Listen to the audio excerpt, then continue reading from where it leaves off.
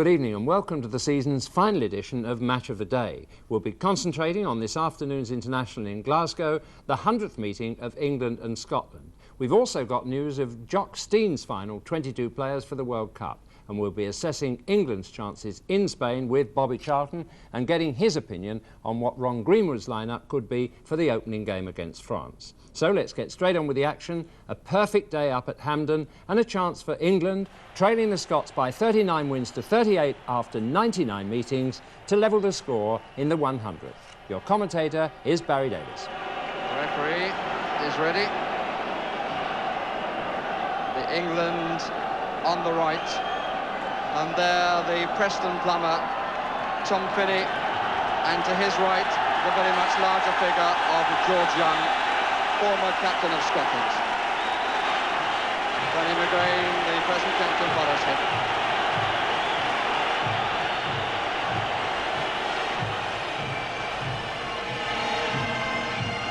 First, the bands will leave as we look at the Scottish lineup, which shows 3 changes from the team which beat Wales by the only goal of the match scored by Hartford. George Burley comes back for his first full game for 2 years. Danny McGrain, the skipper, who had a cold and wasn't able to play against Wales, and Alan Evans, who played so well in the European Cup final for Aston Villa. David Neary will now move to midfield, and no place could be found for Gordon Strachan or John Robertson. Facts which have not been greeted with universal approval north of the border.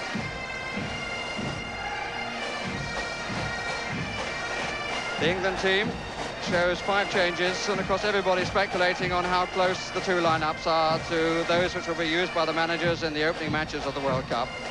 Mick Mills comes in, ousting Phil Neal. Trevor Brooking gets only his 2nd game in 10, these days playing in the ones that matter, or matter most. Kevin Keegan comes back, and Steve Coppell tests his injured left knee.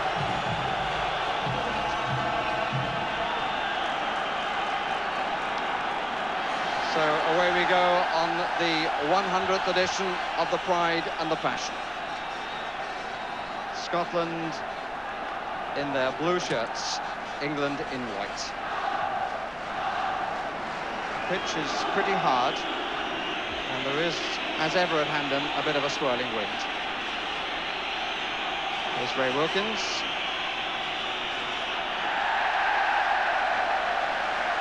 Applause for the first challenge won by George Burley, but in the opinion of the referee, the first free kick of the match. Well, if he gives them for that, he's going to give a lot this afternoon. David Neary under the ball. Good stretch by Evans, comes down to Brooking. Oh, that's not a bad try by Trevor Brooking. He hit it so sweetly. Player who scored in his fixture 2 years ago, and he, like Finney, has not been on the losing side. Really hit it well, very sweetly indeed.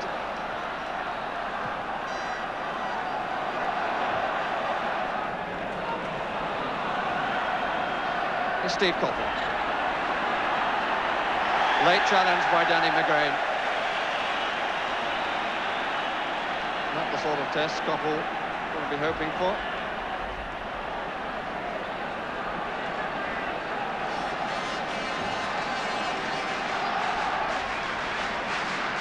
Wilkins leaves it. Mills has Butcher forward and might get on the end of it, and did, but couldn't keep the shot down. Hit slightly longer than the Scots were expecting, and I think Butcher was surprised at the ease with which he was allowed to get on it, but he couldn't get into direction on the shot. 2 shots on goal by England already. It's Joe Jordan. Shoulder to shoulder, Ipswich against Ipswich. And they're certainly well represented this afternoon. Here's another one of them, Alan Brazil. And they're working it all together. McGrain.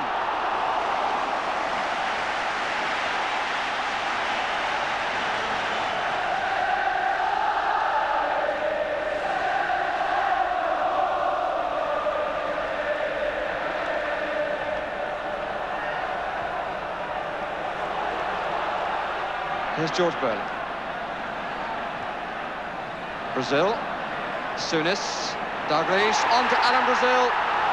Good challenge by Mick Mills. Ipswich denying Ipswich. And bringing the first corner of the match.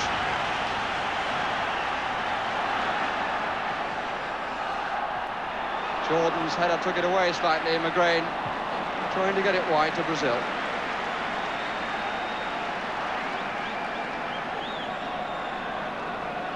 And Brazil in fine form for his club with 28 goals this season.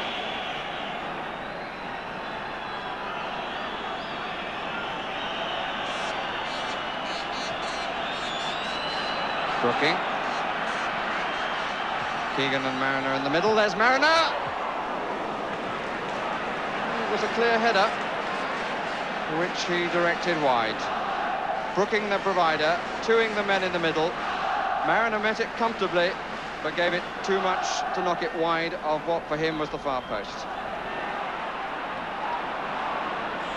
Typical backtracking by Steve Coppell.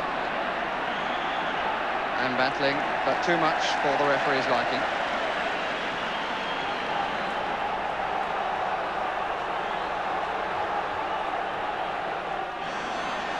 Jordan makes the first run. And it worked out as a back pass off Brooking.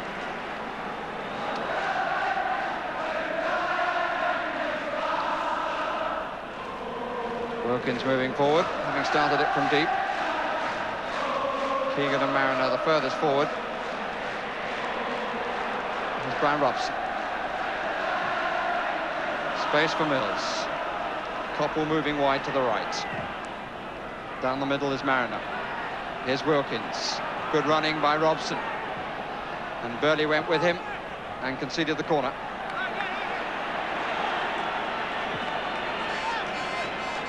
There is Butcher going into the 6-yard area.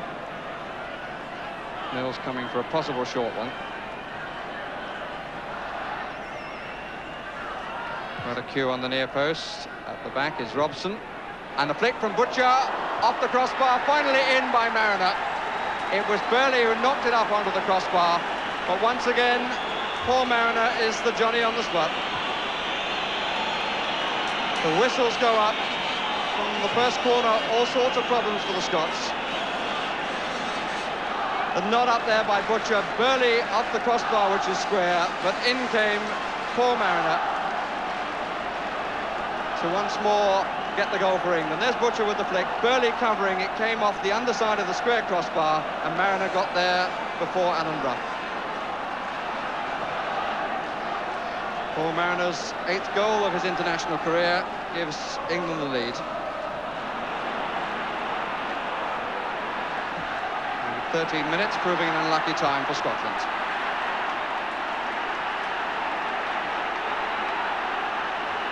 Scotland haven't won here since 1976.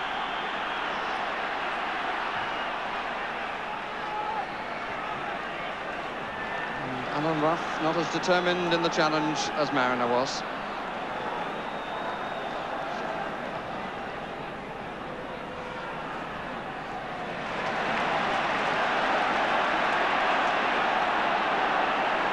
Byrne. Build-up is very halting. Now there's a space for McGrain, which draws Butcher. And Mills covering in the middle.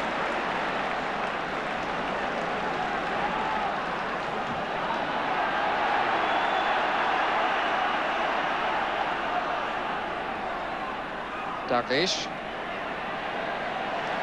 Doing again the extra attacker.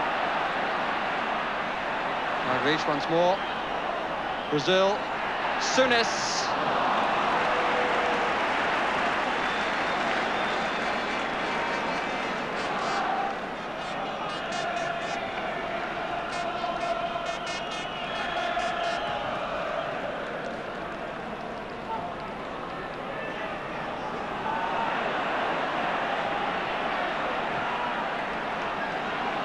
It's just a hoof away, but Jordan threatening as the ball seemed to stand up a bit in the wind.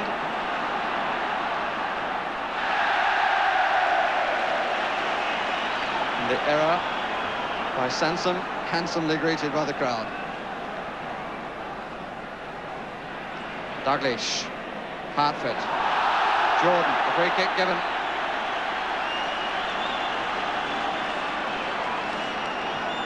Just on the brink.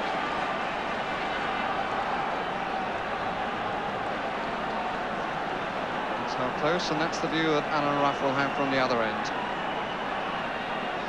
Alan Evans has come up wide to the left, and the West German referee wants the ball back rather nearer the penalty spot than that, and of course he is quite right. Should be only just forward of the penalty spot.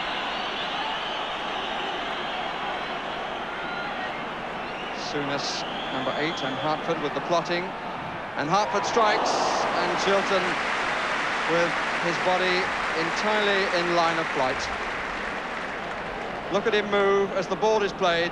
Look at Chilton, comes across, moving now, and in spite of the block, he's across and gets his body as it curls into him a little bit. Wilkins, Koppel hugging the right touchline. Evans ahead of Keegan.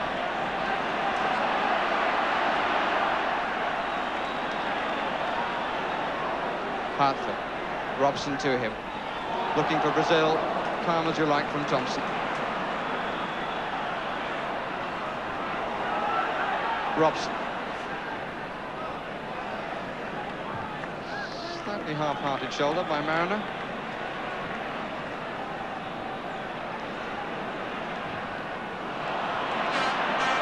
Brazil and Jordan forward, Dalglish tucked in behind them.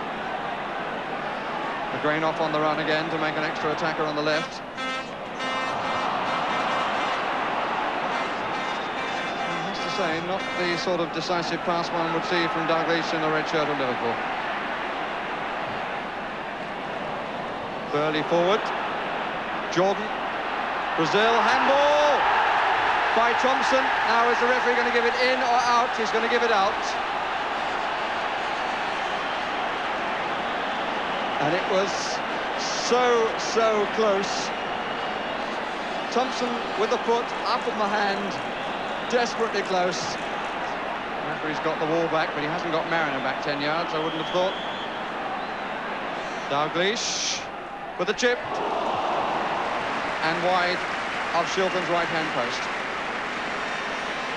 Well, I wonder whether that will lift the Scots. All did its job, force the height, the ball rising still just as it went over the bar and then dropping.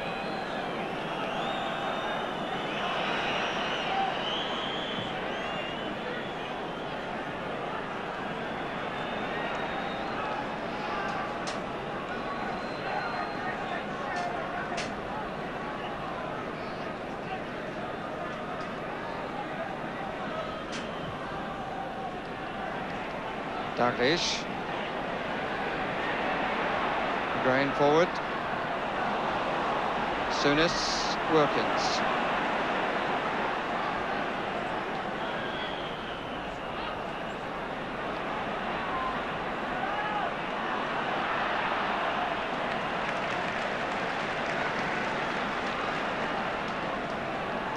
Evans trying to produce a little more get up and go in his side.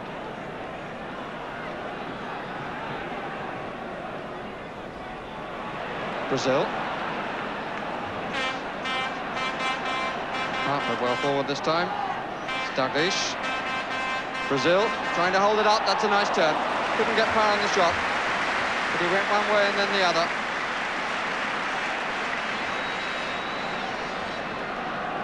And he went the less familiar way.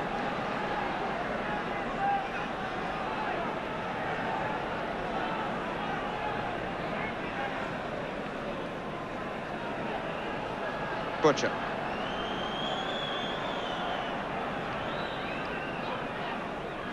Mariner. Brooking.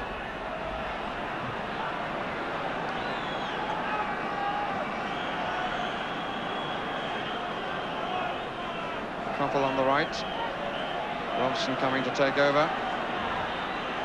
Wilkins forward of Keegan.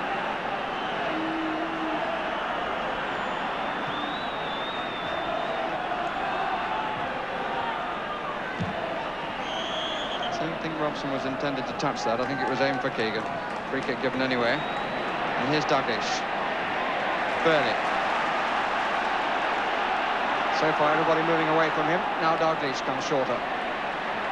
Jordan is on the far post. Oh, save! And Thompson much indebted to Peter Shilton. Intention to head over the bar, but it nearly produced a spectacular own goal. Indeed, it caused the first real exertion from Peter Shilton. And the best effort from Scotland has come from an Englishman. Souness! It was very well struck. And there was quite a crowd, I think, in front of Peter Shilton. And he didn't get a completely clear view of it. Knocked it up. But the recovery was comfortable, and Souness was denied. We can look again.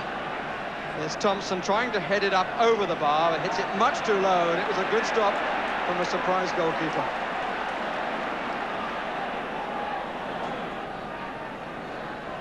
Just 3 minutes to the break.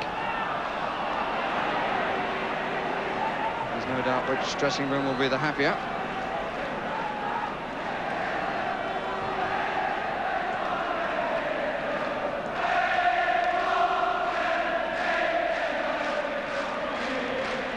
Evans, and obstruction given.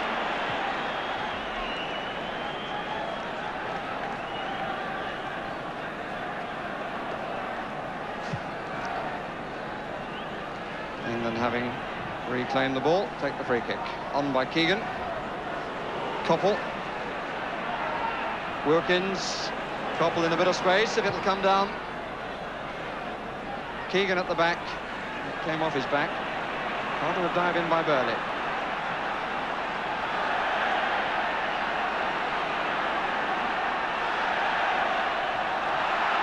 Scotland throw. No, the referee overrules the linesman. Mariner, that was beautifully done on his chest when Hansen was expecting the header.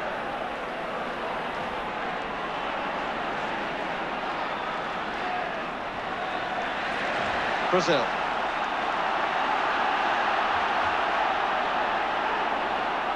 Hartford arriving to the left, and Butcher with an incisive and decisive challenge.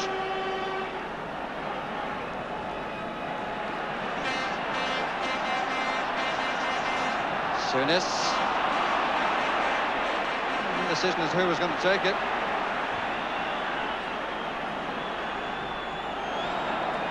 Souness. Butcher's header. But a little kindly, much to the efforts of Wilkins.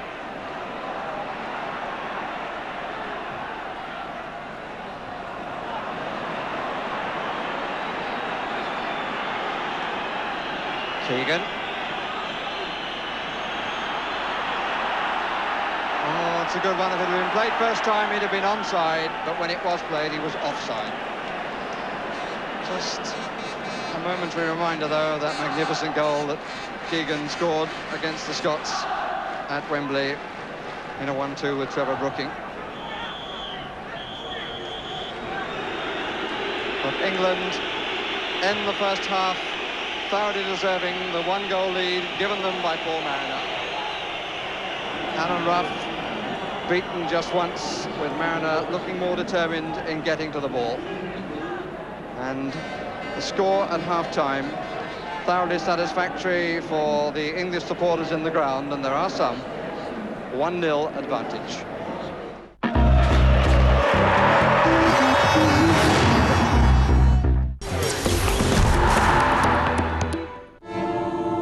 In every kingdom there is a gatekeeper to guard the fort. A knight who can cut through the tightest defenses, and a lord who is noble and brave. There is a wizard with mystical powers, and a young squire who is fearless. There is a saint, the king, and of course, the charming prince. These legions are governed by warlords. But without the mere mortals, this realm would not exist. Be part of the quest for ultimate domination. The best Premier League matches ever. Tomorrow at 11 on ESPN Classic. I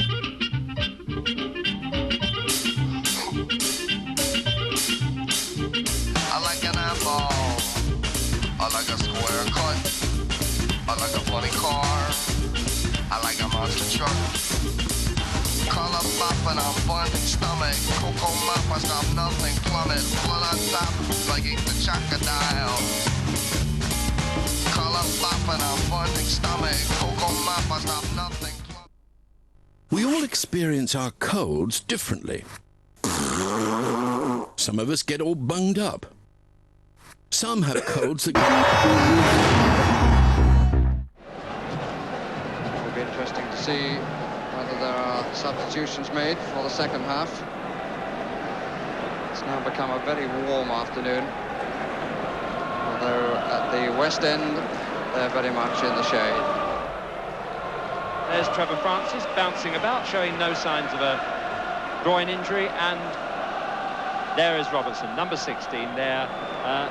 Jock hasn't seemed to be all that happy with his performances recently for Scotland. He's a player who can do it and can't do it on occasions, but we shall see how he goes now. Here's Barry Davies. Reason for Francis being on: Paul Mariner has a calf injury, and the Scot replaced, and I've had no report of an injury, is Asa Hartford.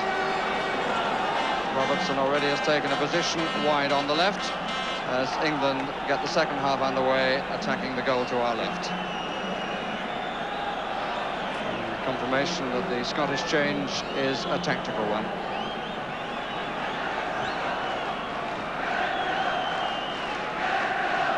Francis has been suffering from a groin injury and who has been somewhat injury prone, or seemingly so. Certainly hoping to make the most of his opportunity.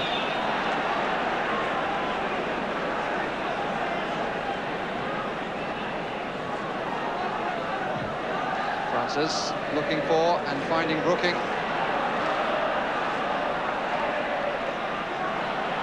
Goal kick, says the referee. And Brooking a little disappointed.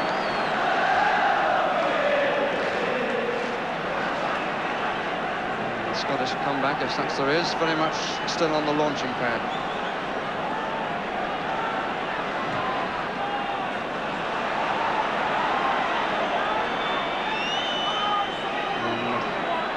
Kevin Keegan has clearly hurt himself and is hobbling around. Tony McDermott immediately off the bench to warm up. And I think Keegan will not be on the field for much longer.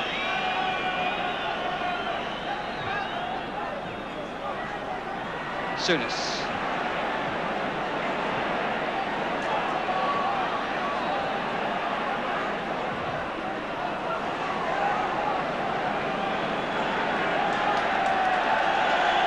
Mary.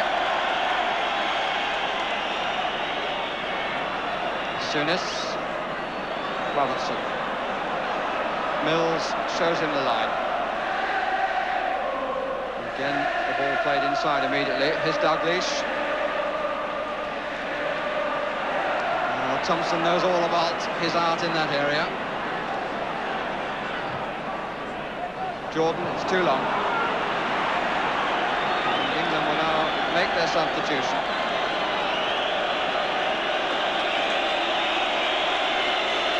Keegan coming off for fear of any further damage, with the World Cup beginning only 15 days away. And Tony McDermott coming on, which presumably means that Steve Coppell will move further forward. Hansen, Souness. Liverpool connection continue with Dalglish. Hansen. Half a gap for a second, little touch from Souness. Well, that was certainly more purposeful, and it was all Liverpool. Steen up for a moment. Henson. Neri.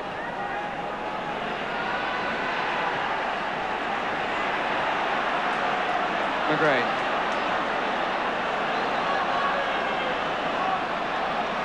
Robertson faced by McDermott.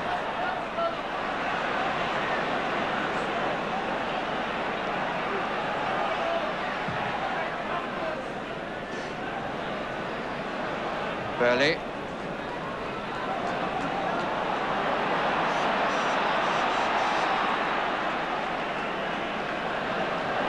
Henson. Run at a bit of a stretch.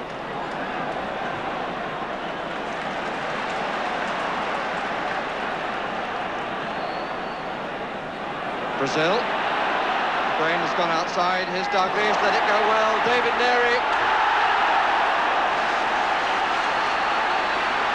Robson was flattened off the ball. And David Neri had the space, and I think the shot had half a deflection. It came a bit off Kenny Sansom. And with the ball out of play, there will be chance for Scotland to make their second substitution. And it's going to be Paul Sturrock who comes on, current Footballer of the Year, to replace Joe Jordan.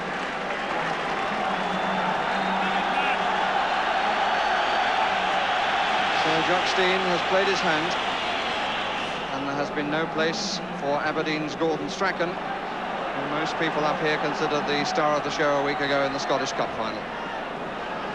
But she's being rested for later. Brazil.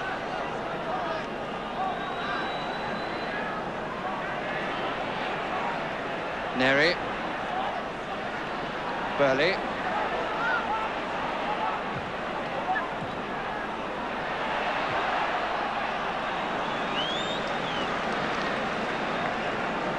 I'm just wondering whether I'd approve of that substitution if, as Zach Banner said, Kenny Dalglish was made on the 8th day by God. He was made, I think, as a front player, and I think David Neri, if he was made on the same day, was made as a number 6 and not a midfield player. Scotland could come back into this match and do very well, but I still feel they need more creativity in infield, but they're at the moment under pressure, but it's relaxed as Ruff picks up the ball. But I just feel that the substitutions have not been the best. They're still struggling for enough players who are inventive in midfield, but England are back on their heels. Trevor Francis can't get a smell of anything because Toffle's not looking match fit, and Brooking has tended to go out of the game in this half as much as he was in it in the first half. So that's why England are back on their heels. Here's Robertson. Oh, he hit that well. Shot come drag, really. Didn't seem to have the opportunity for the shot. But saw half a gap there and went for it.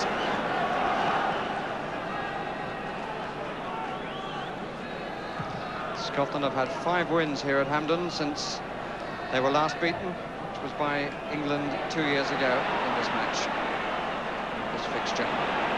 Here's Brazil.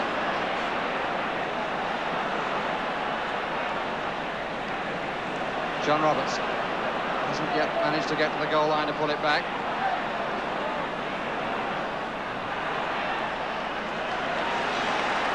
But he's won a corner. One gained without any real conviction. Alan Evans there in the foreground, number 5. Brazil is just to his right. Robertson, there's a fair bit of curl on that. Oh, what a good punch, a magnificent punch by Peter Shilton. Followed it and knocked it nearer the halfway line than the goal line. Here's Brazil. Stark was unmarked for a moment. Evans. Well, they knocked it long for the far post, but Paul Sturrock, in fact, was unmarked in the middle for the little short one. And there are any other available substitutes on the England bench. Anderson and Osman, both defenders. It does emphasise how important is going to be the choice of available substitutes during the World Cup, particularly on warm afternoons like this, and it'll be a great deal warmer in spring. Alan Evans has stayed forward. Koppel. Chance here for England on the counter. Brooking in possession. France is up to assist. Wilkins making a third man. Brooking thinking about a shot himself. McDermott and Robson. Francis. Gone for the left. It was McDermott who came in. And the effort by Francis had eluded Alan Rough, who, conscious of his near post, seemed to me to have cramped himself across a little too far.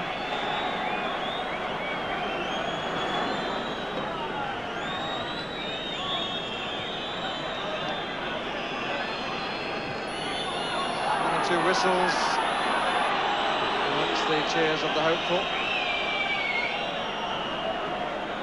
7 minutes left.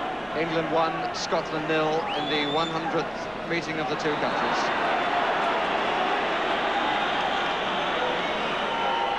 If it stays that way, we will end the first centenary with parity of 39 wins apiece, with 22 draws. Here's Koppel, looks to go square, now finds McDermott. Koppel. Wilkins. Trying to find Francis. Brooking. Play on, says the referee, and rightly, here's McDermott. And somehow there was no finishing touch from Brian Robson. Alan Evans is down hurt, as we can see at the bottom of the picture as we look at the replay. Low across the box. Robson couldn't get the left leg there in time. Alan Rough was beaten, that's for sure. And statistics can often be damn lies, but to end 100 years of so many memories, with each side having 39 victories, is really quite remarkable. But it's not the final whistle yet. Each country has had its good time and its bad.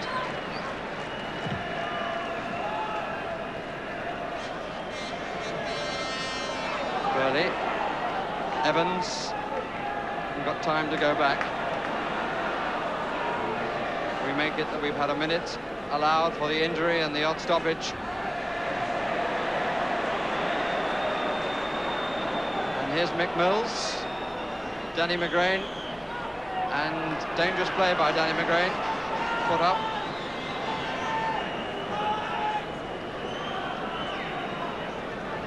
Well, I think that too much time has elapsed. There will be no last-minute sensation at the end of the century. England keep possession. And here's Wilkins.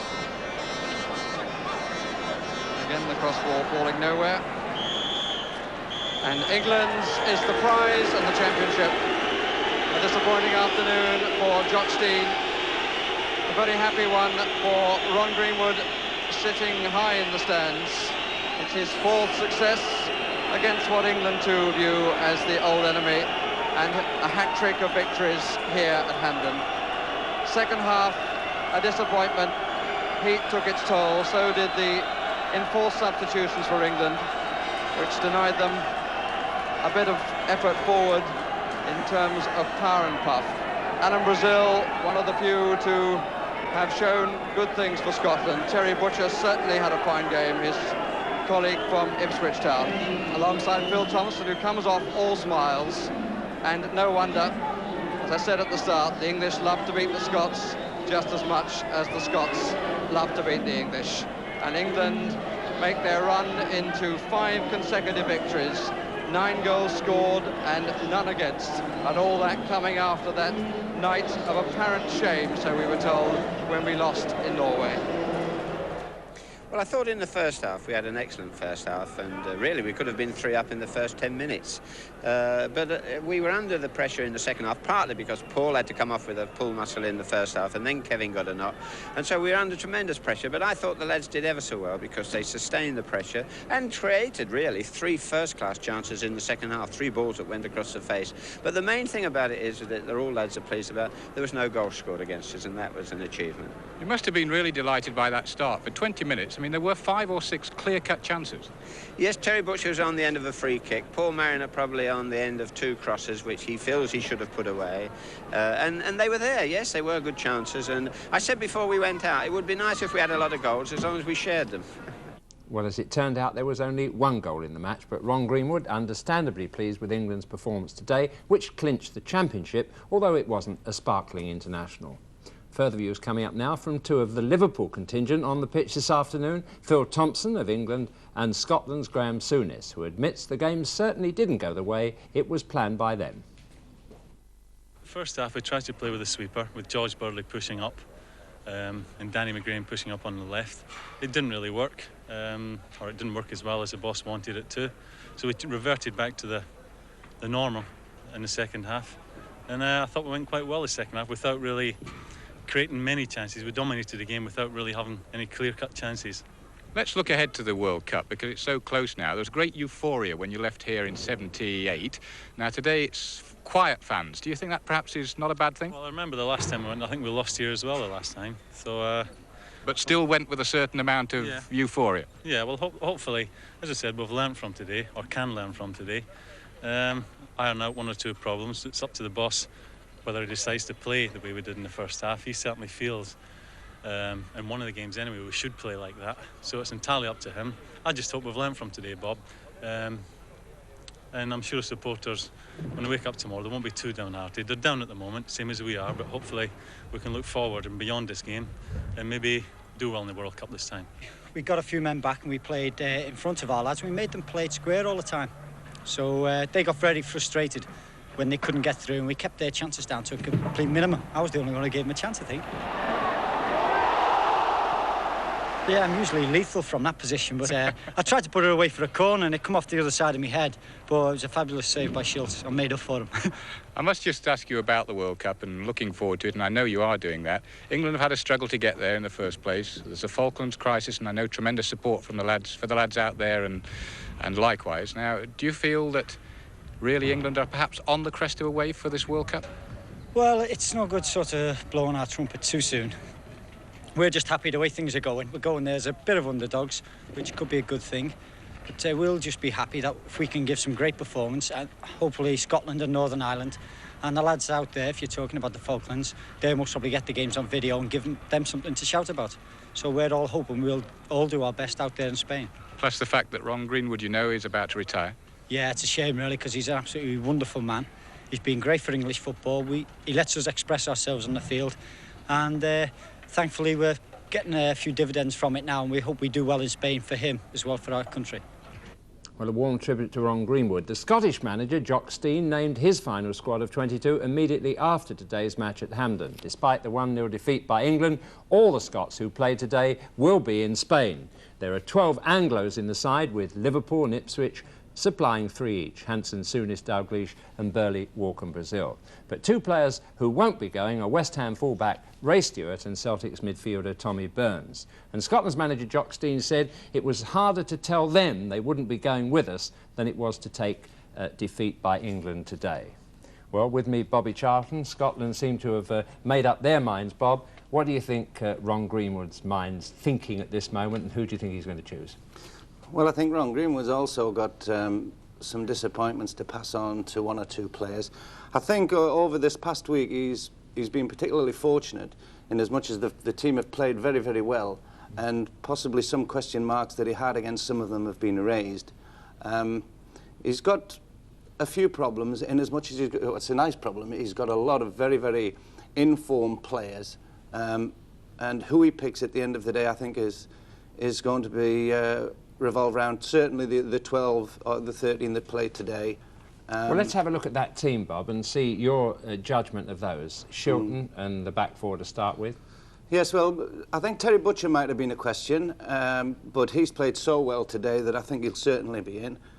Steve Coppell on the fitness side was a slight problem, but he seems to be okay, really. The two injuries today, Kevin Keegan was only slight and Mariner was quite slight. Yes, we've had that report, just to underline that. There's no serious injury from those two. No. On top of that, there are obviously two goalkeepers that have to go, Ray Clements and Joe Corrigan. Fullbacks, I would like to see Phil Neal go. Mick Mills, obviously, I've said already. At the back, a problem we seem to have, which has gone completely, is that we've got lots of lads at the back that are playing particularly well. Foster will be a good support, I think, for Phil Thompson and Terry Butcher. Glenn Hoddle obviously has to come in because he's such a skillful player. It would be a tragedy not to take him. Trevor Francis and Tony Woodcock, I think certainly. Tony Morley will give us a lot more width on the left-hand side of the field, and I think he needs to be in. Now, on the right-hand side, wait a minute, you've got, just to explain, Bob, on that left-hand side now, you've run down players that you think will go, plus today's 11, that's 8 there, that's 19 players, which needs 3 more places to be filled from players on the right, or otherwise surprise choices of somebody who might be popped in at the last minute. That's right. There are a few that could possibly be surprises, but I think we have to pick 3 out of the column that we've got on the right-hand side.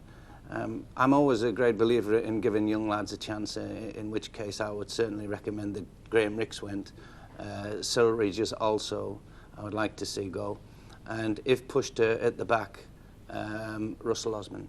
Yeah. I think Terry McDermott might still stay in the squad, although recently he seems to be in and out and hasn't really been on form with Liverpool, which might just have a bearing on Ron Greenwood's thinking. But Ron Greenwood has stuck loyally by the players who've supported him, and you heard that tribute from Phil Thompson. I think he's built up that loyalty in the squad, and I think that's because he has stuck by players who've done a job for him. Do you think McDermott he would toss out at this stage, or maybe Peter With? Well, he might leave one of them out. The thing is that he does have this great loyalty to his players, but at the end of the day, we've got to go and win the World Cup. We only play every 4 years, and it's important that we try to win it and not let sympathy rule everything that we're thinking about. I would certainly think that he's got to try and think of youngsters, because it's going to be very hot. The climate is going to be terribly important that we overcome it properly. I think that young players will acclimatise themselves much better. There are some players of the older element that had slight question marks against them. I don't really want to go to Spain thinking that we're going to do reasonably well. I want us to go thinking that we might win it. Could I come back? Yes, I agree with you there. Could I come back to that original team, if we might be able to get it up just in a moment to finish with, and say, would that be the team that you would like to see take on France in the first match, or are there any changes from that? That's today's team we're talking about, supposing that everybody is fit. There it is. Would you leave that as the team, or what changes would you make for the opening match? Well, I think I would leave the defence certainly as it is, and possibly even the midfield. Trevor Brooking may be a little question mark, because he did actually fade a little bit as the match went on today. I think Trevor Francis is such a good player, it seems criminal to go to any country without taking him. But who do you leave out? The nice thing about this week is, I was just going to say that if you've got a player like Kevin Keegan that isn't actually guaranteed to play simply because of the competition that's around him, I think that we could feel very healthy. That's a lovely word on which to end. Thank you very much for those comments.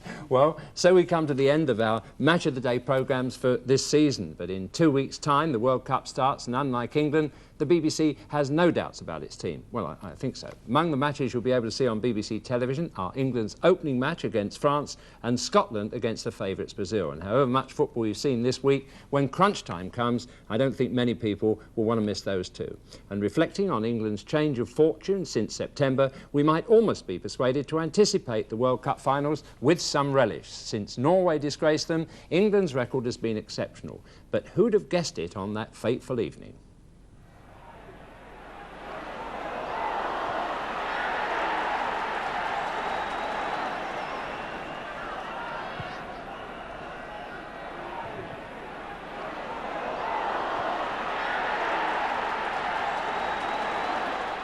Well, reacting to that disaster, England went on to beat Hungary at Wembley and followed that by beating Northern Ireland, Wales, Holland and now Scotland. And if the strength of the opposition leaves you less than convinced, it's 73 years since England put together 5 wins in a row without conceding a goal.